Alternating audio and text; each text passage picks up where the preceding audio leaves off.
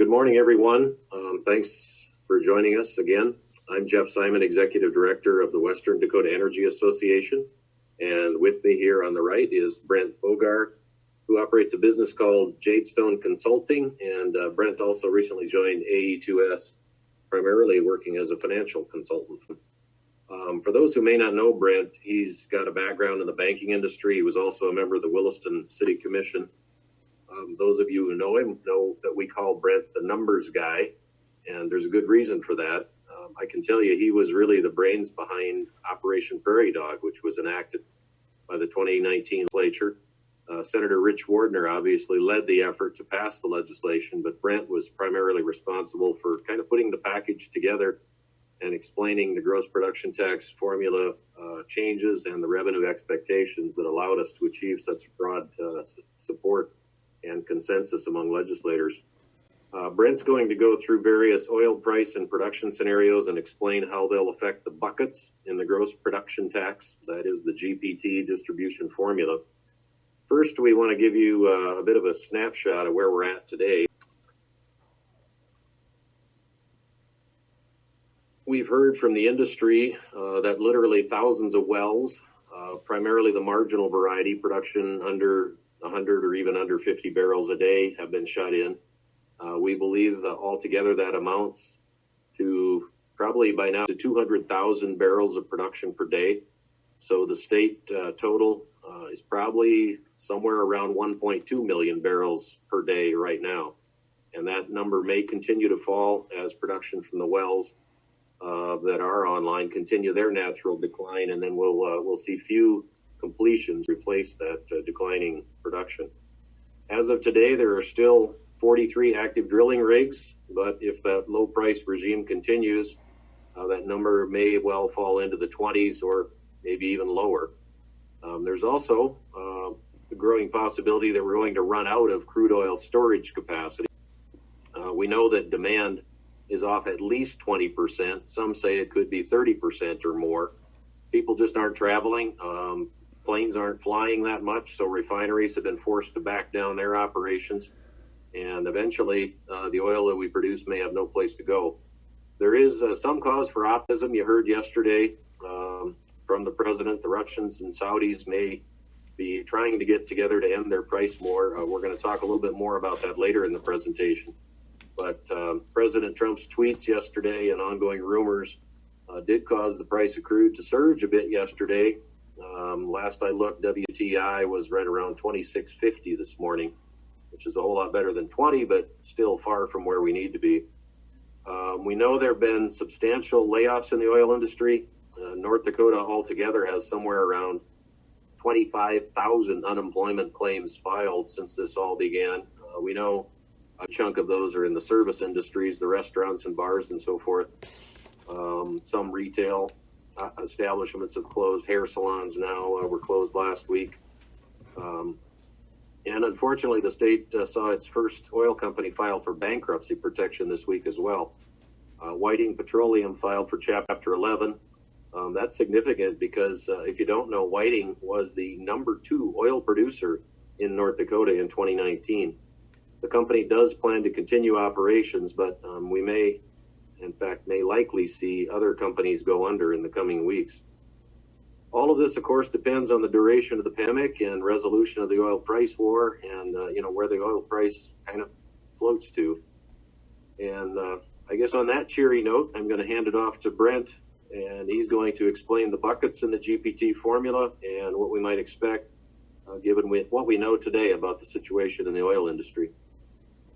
Thanks, Geoff. I'm going to start through the formulas for the oil tax revenue.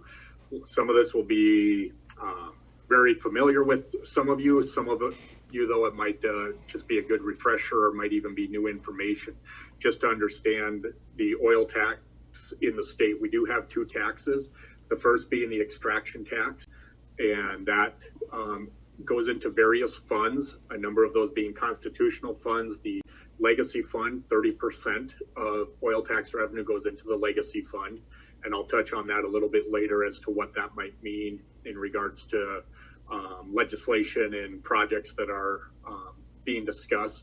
The Resources Trust Fund is at 20%. It's actually 20.5% for this biennium as a catch-up situation there, but typically it's 20%. The foundation aid and common schools are each 10%. That's your education funding.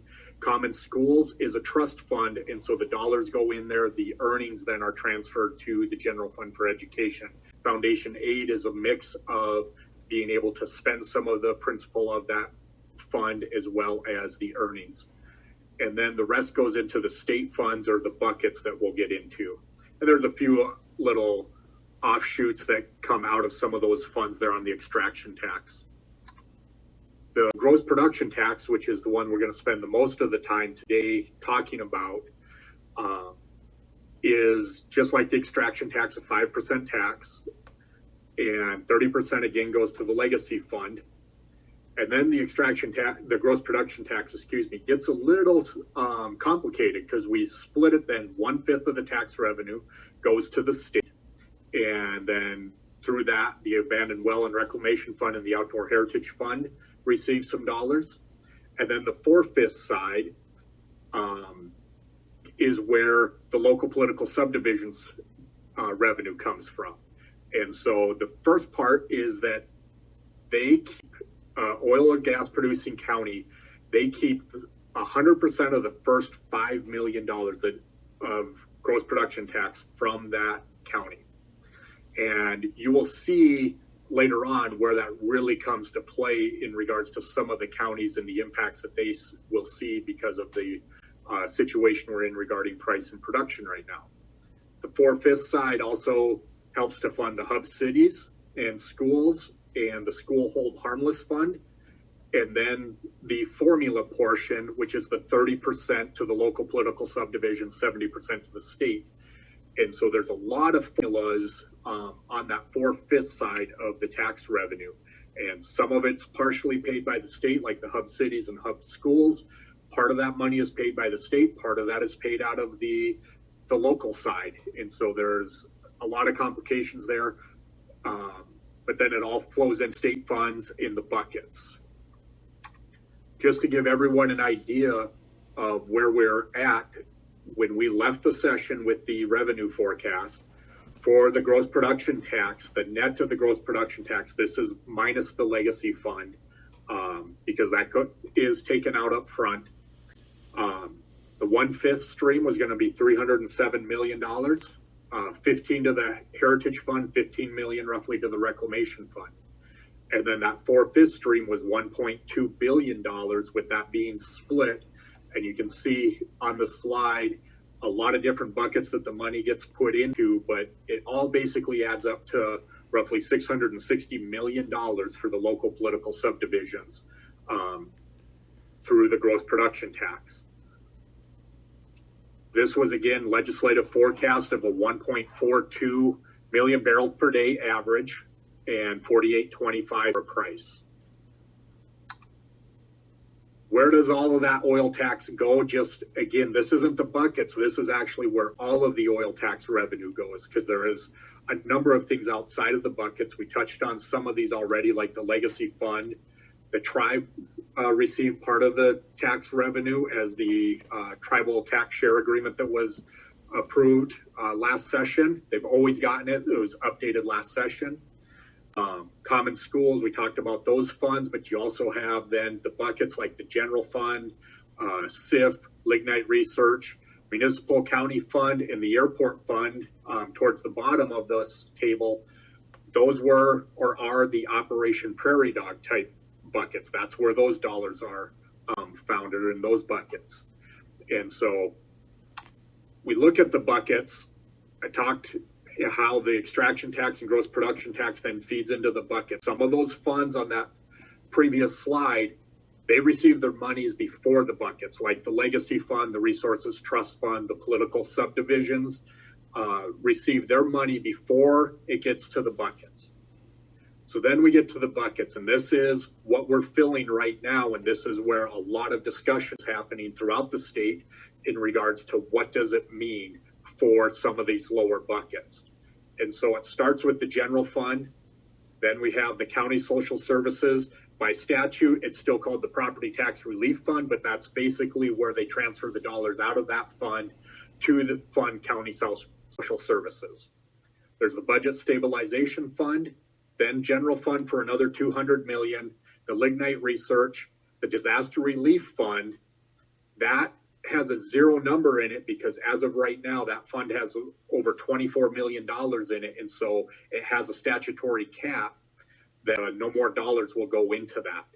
There is the potential, considering some of the weather situations we had this last fall and other situations where the disaster relief fund might be tapped and utilized. So there might be some dollars that do wind up needing to be going into that bucket. But as of now, it is higher than that cap. Then there's the municipal infrastructure. This is a $30.4 million bucket. This is an Operation Prairie Dog bucket for the larger communities, basically any city with a population over 1,000 people outside of the oil and gas producing counties. And that money is split by the formula that was part of Prairie Dog to those cities. And so it's not a lot because obviously there's a lot of cities that are part of this, but you know, the Fargos, Bismarcks will see a fair amount, but the Beulahs, the Carringtons, and those types of communities, it's going to maybe be a couple $1,000s in there. Then there's the Strategic Investment Improvement Fund, $400 million. The reality is, from a budget standpoint, the state has typically had that type of a funding in the SIF, and it gets transferred to the general fund. Even when they left session, it was pretty well recognized that $400 million, when that bucket's full, will wind up just getting transferred to cover the general fund. Then we have a county township infrastructure bucket.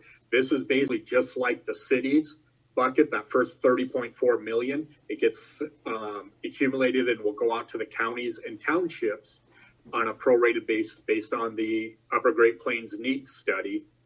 And that's really then just to catch up so that these next two buckets fill evenly between the municipal and the county and township, that the dollar for dollar, the Operation Prairie Dogs are equal for counties, townships, and cities. Then there was the $20 million for airports, and then anything left was going to the Strategic Investment Improvement Fund, or SIF. Right now, and I did not build a slide, was going to pull the slide off of the Treasurer's website and didn't do that. You can go out to the Treasurer's website, and they actually have a page that shows you where the buckets are filling right now. And we are currently filling the second $200 million general fund bucket. So there's a long ways to go to get to anything. And when we look at the forecasting and we start going through the scenarios that I'm going to go through, I didn't run them through the buckets because this webinar was really focused on the Western Dakota Energy members and what does it mean from a gross production tax distribution for your community, your county, in regards to revenues and how to make adjustments to your planning. But just know that in any of these scenarios, in no scenario does the SIF $400 million bucket even get filled.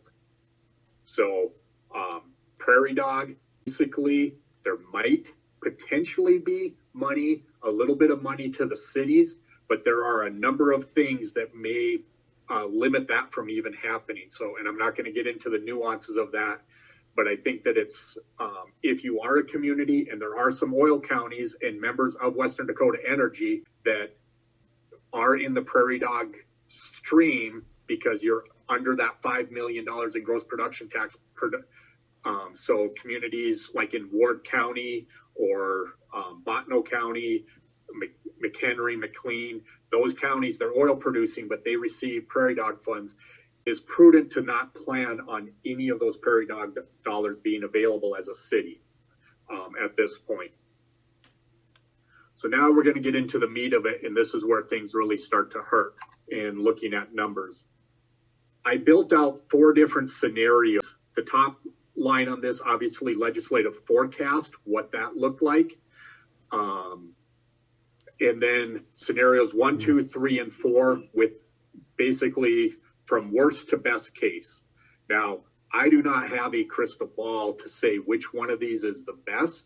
It's basically a stab based on what we've already seen out there and looking at a couple of different market indicators. So the first scenario is looking at our current production level, which was roughly 1.42 million barrels a day. We were a little over forecast, but then coming off of that at 150,000 barrels a day each month. So that's for 3 months. So $450,000 off there.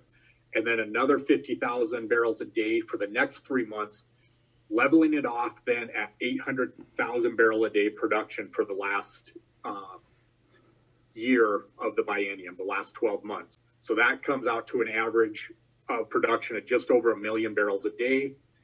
And then averaging the price at $20 for the rest of the biennium. And these are North Dakota prices in all of these scenarios, just so everyone knows that. So what that did is it averages out to $29.70 because we've had 6 months of higher than $20, actually at a couple of months over $50 price point. So that's how the average gets to $29.70. Same thing as we go into scenario 2, kind of the same type of thing with knocking off 100,000 barrels a day for 4 months, then leveling out at 1 million barrels. So our average is up. Then I did a little bit more dynamic pricing with it actually being lower than 20, starting out at $18, and then price slowly coming up in $2 increments, getting to $24 at the end of the biennium, meaning an average oil price of just shy of $31. Scenario 3 is more of probably a little bit more of a realistic based off of what Geoff talked about already regarding production, probably already off 200,000 barrels a day. So I took 200,000 barrels off and then 50,000 a month, leveling it off eventually at 900,000 barrels a day for a 1.1 production, using NYMEX now for prices. So this gets a little bit more dynamic with prices. So I went out and I pulled the NYMEX futures for the biennium and then took a 15% discount off of those prices because NYMEX obviously is WTI and North Dakota always sells for less than WTI. So I did a 15%, which looking back at previous numbers is roughly what that discount has been. So that's a $34 price point. Scenario 4, similar again, having a steep drop off, but then it trending out and leveling off at 100 million. So we're at 1 million, sorry about that, 1 million barrels a day. So an average production of 1.16, almost 1.17. NYMEX again, with a little bump for 3 months and for the first 3 months of the biennium. So that price is just a little bit higher. And the reason that price bump is in there is some dynamics in regards to oil pricing, contract sales, hedges.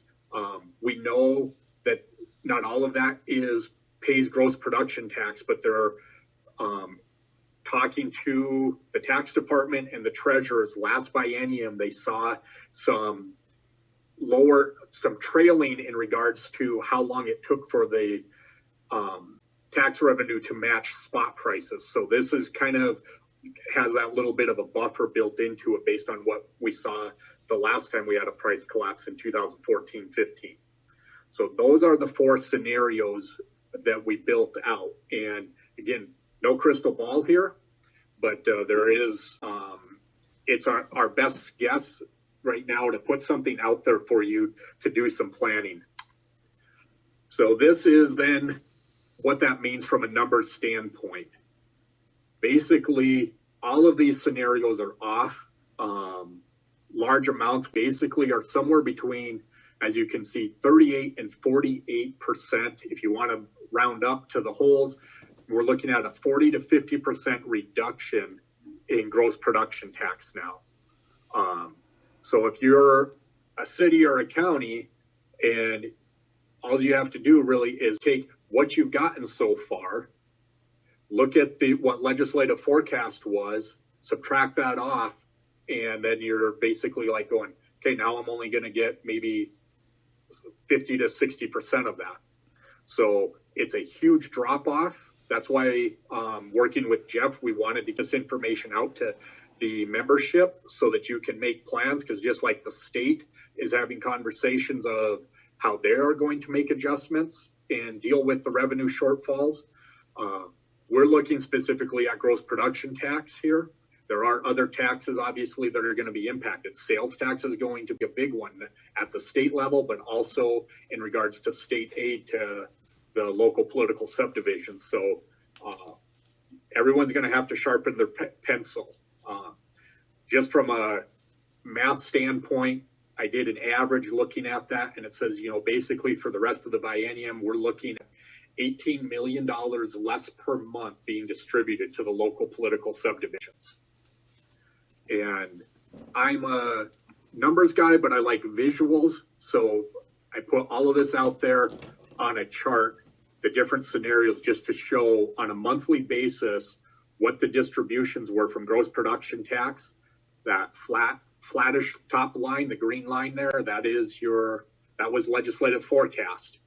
And you can see how all of these scenarios have taken into consideration that steep decline up front and then how it levels off. But at the end of the day, what we really have to focus on is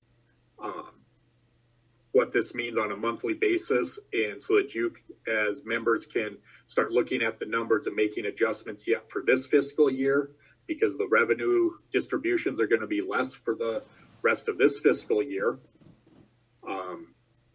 as well as into next fiscal year as your budget. Remember too that your distributions trail by 2 months from when the tax revenues are collected. So this is when this chart here is a little bit misleading from that standpoint. It doesn't mean that the distribution that you get here in April is going to be that steeply off, because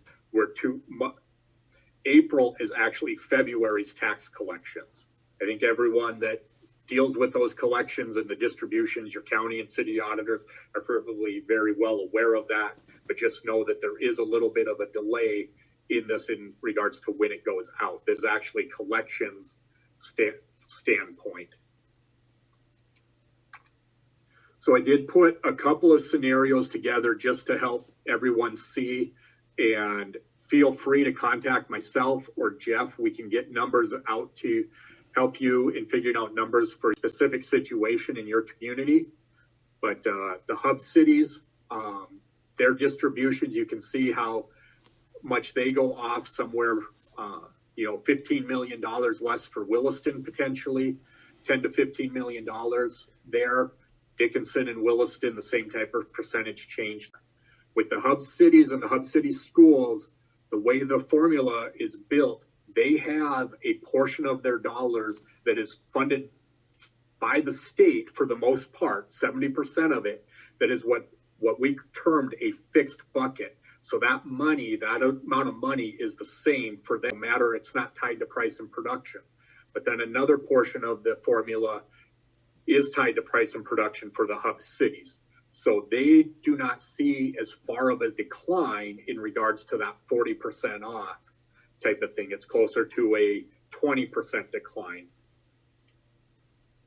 For the large oil producing counties, this is where we start to see that big decline, that 40 to 50% for McKinsey, Montreal, Dunn, really obvious, Williams, really obviously declines in the revenues there. You can see though, this is where earlier when I talked about the formula with the first 5 million going to the counties, those counties that don't have a lot of production over that $5 million of gross production tax, they're not going to see the decline because they keep 100% of it. It's just going to come in slower, but they will get, they're basically going to be in the position that they're getting 100% of the gross production tax in their county. So using like Stark County for an example, they're only off, $1.5 million to $2 million versus some of the higher counties. So just note that's where those differentials are in. So we got these all out there. just see a question. Yes, all these numbers that are here are on a biannual basis. So if you want to take that number, take the number like I'm going to top of the line there's scenario McKinsey County 66 million for the biennium with the updated. Look at what you've already received, and you take that off and from this, and that will tell you what you have left for the remaining biennium to work with. And I can help with those numbers. If you have any specific questions, you can contact me directly, and I can help answer those questions and run through the formula.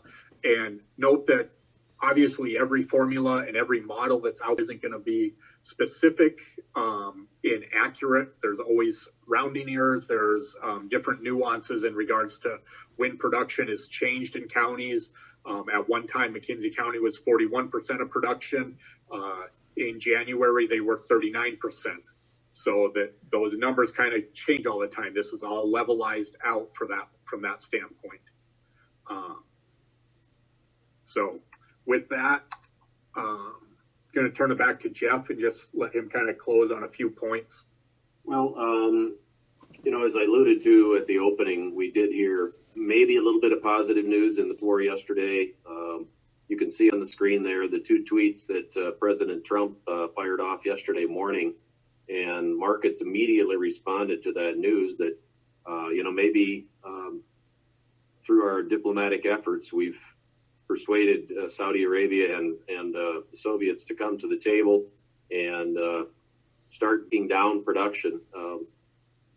The Saudis do plan to hold an OPEC plus meeting. That means all the OPEC oil-producing countries, which would include talks with Russia. That isn't imminent, but it could happen within the next couple of weeks here. The Saudis are prepared to cut production if other countries follow suit. Brent, you may know a little bit about the Saudi economy there, because the Saudis most definitely are losing money every day at the rates, the oil price that we see out there. We've heard talk that the White House has considered tariffs on foreign oil imports, but no action has been taken to this date. You probably wonder what's going on in the Permian. I think the impacts are pretty much the same there at this point. They're seeing wells shut down. They're seeing, substantial layoffs in the industry as producers cut back. There are actually some producers calling for the state to mandate some kind of production decline or drop off so that the pain is felt equally, I guess you might say. Each of the producers would be obligated to shut something down. But again, that's just talk at this point. Action has been taken there. We know the International Energy Agency has forecast global oil demand to drop 20% this year. Some say it could be more than that.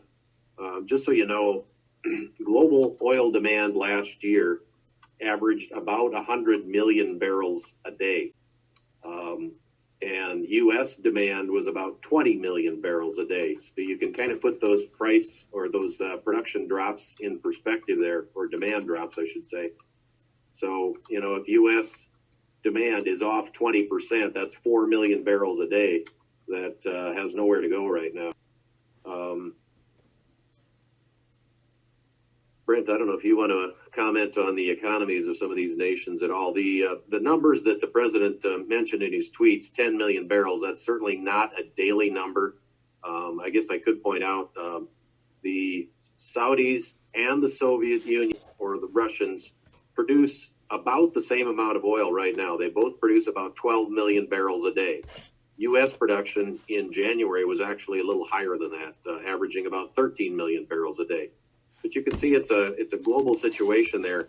The three countries combined, the three largest producers, the U.S., Saudis, and Russia, are producing less than half of total global production. So it's most definitely an international market. There are a lot of other countries. I think there were almost 20 countries that produce more than 1 million barrels a day. As to the pandemic, we saw the president extend the social distancing guidelines through the end of April. And we wanted to talk a little bit about flattening the curve. You've all heard that term. And we're concerned, I guess, that there's a little bit of misunderstanding about that, social distancing so that we, don't transmit the virus or catch the virus doesn't mean that we're not eventually, most of us, going to be exposed to the virus. We just don't want it to happen so that it overwhelms our healthcare systems. I think it's important that people understand, the way we resolve a pandemic like this, even though this virus is much more lethal than common flu, eventually most of society will be exposed to it. It won't go away. It is endemic to our society. It's here to stay. And the idea of the social distancing is we just don't overwhelm the healthcare system. So, keep following the guidelines and keep up with the social distancing. The question, I guess, in everyone's mind right now is, when do we begin to lift those social distancing guidelines? Because, again, eventually this needs to be spread among our society and hopefully most people to immunity. That's where we're at right now. I think we've got an opportunity for you to type in questions. Brent, do you have anything there at this point? Yep, we did have a couple of questions here. The first one regarding the scenarios, if any of the buckets, in regards to the buckets, and I'll actually go back to that's the bucket slide here so that we can see it. If I can find my mouse between the three screens that I've got here.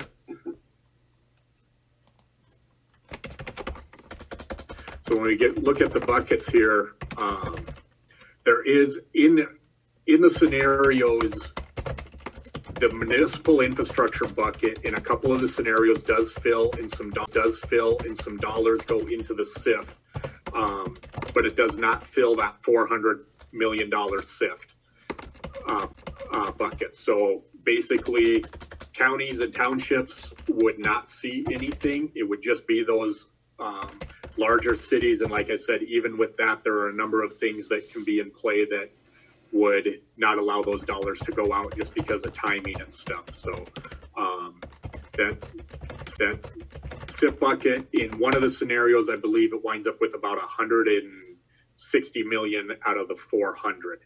So a long ways to go to get to anything else at that.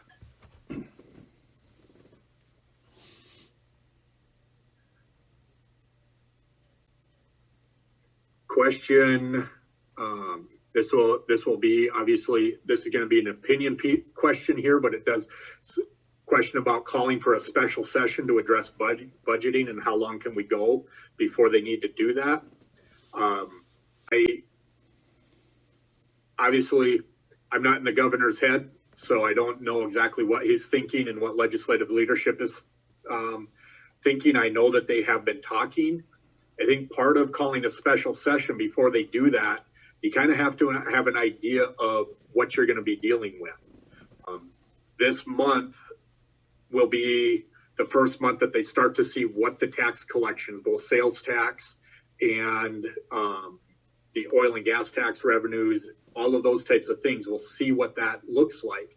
Now, remember, we were 7% on the general fund, 7% ahead of forecast. Now, I'm not saying that that's a huge buffer. That does provide the state a little bit of a buffer to take the time to come up with a plan and call a special session and make decisions based off of informed information versus it just being having to cut type of thing. Because if they call a special session, they can make adjustments, they can make transfers, they can do some different things to, in certain areas, lessen the pain. In other areas, maybe it's a little bit more pain. They don't move forward with certain projects or whatever. But I would anticipate that there'll be more and more discussion about that. I mean, there's been calls on social media for that from different people. I do know that they are in constant contact, legislative leadership in the governor's office. They talk basically daily to stay up on what's happening and trying to get the information. But I don't have any other inside knowledge on that. I would anticipate, considering that we're not even halfway through the biennium, that at some point a special session might be needed.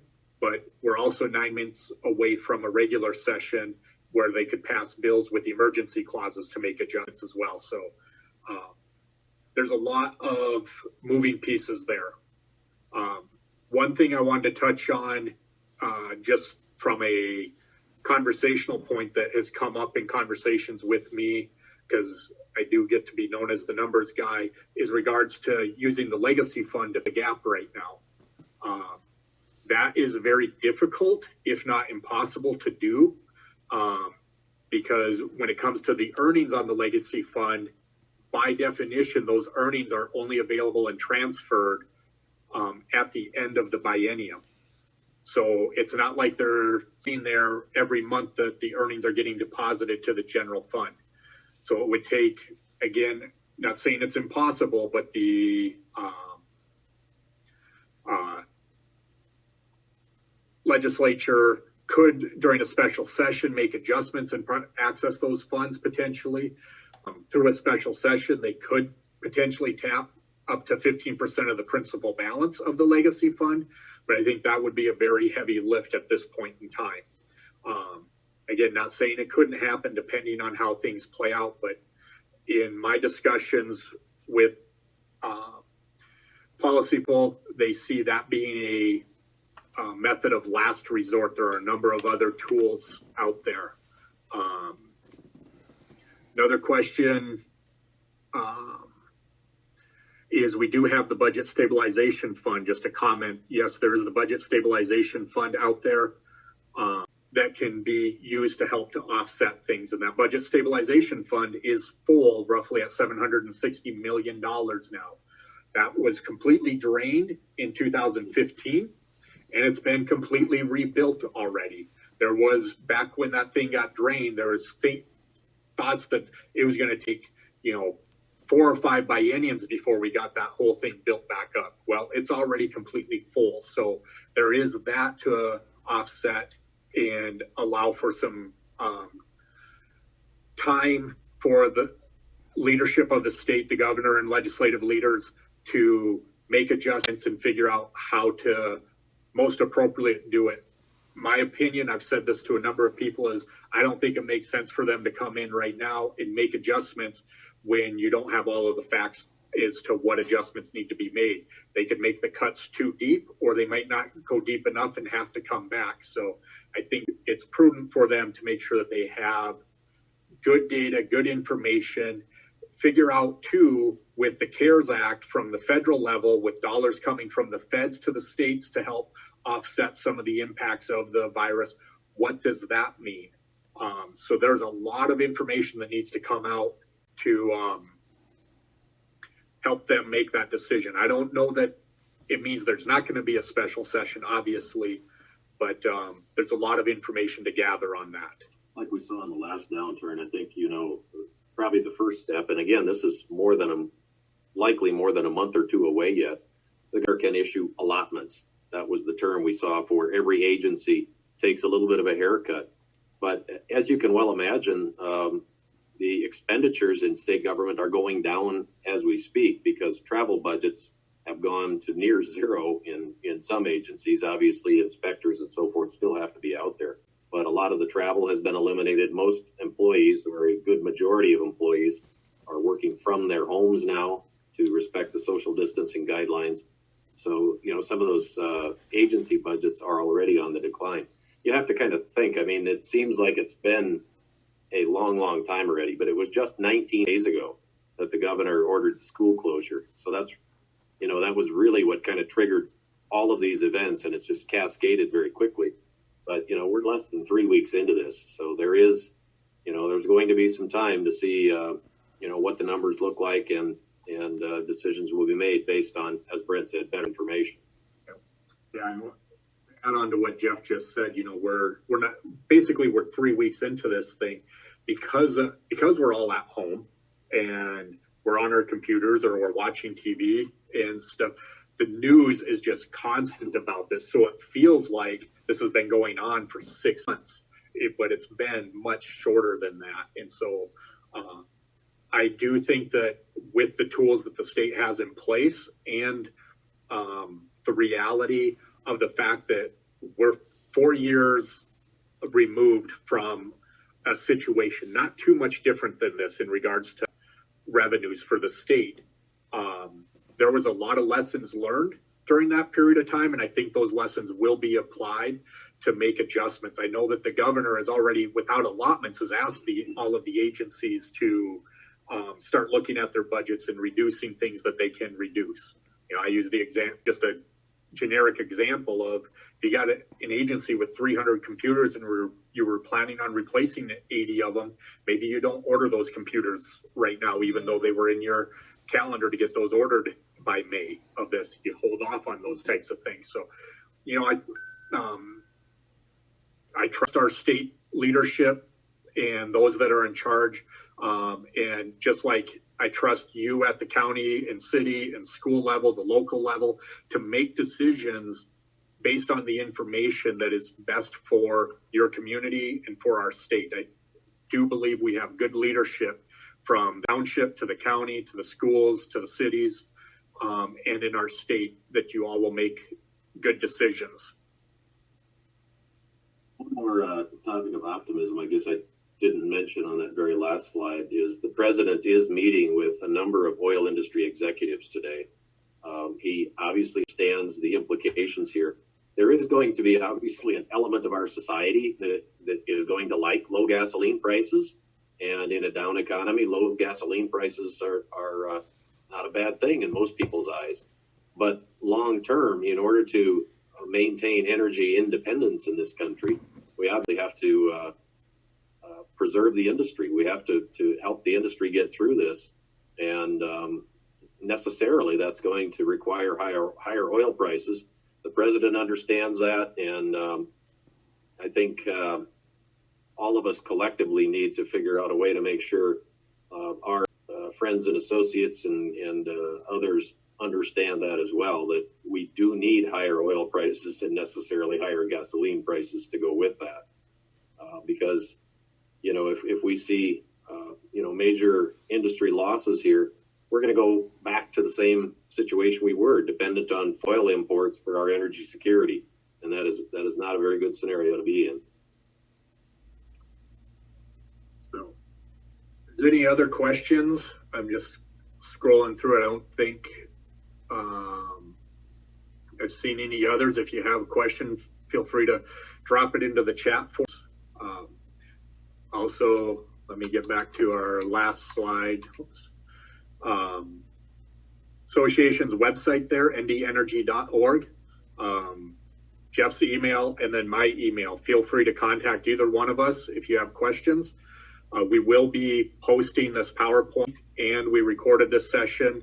We'll be posting that out on the association's website. Should have that out there at some point yet today. We'll get that all processed and done. So give it one more minute for any other questions. Questions: are the schools having to incur extra costs by doing the distance education for their students? That's a really good question. I haven't asked any of the schools. Myself, I haven't heard of anything in that regards, that there's any major significant cost increases there. I think with not having them in the buildings, there's some minor cost savings, and that might be help to offset any increases in costs that they might have.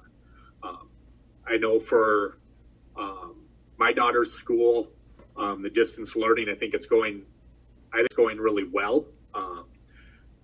I'm learning that I was not cut out to be a school teacher, and so I have gained a respect for the teachers. Not that I didn't have it before, but they definitely are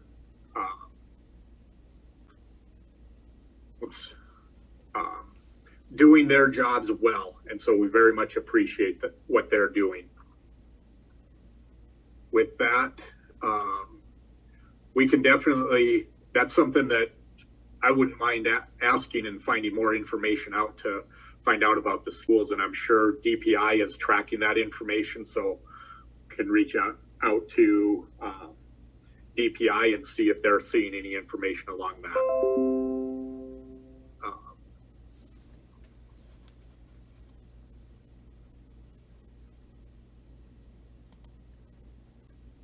did get a response to that question for the schools. One of the school board or school districts did respond and said they're not seeing any change because they had their budget set at this point in time. So there's not been any significant changes as of yet for the school.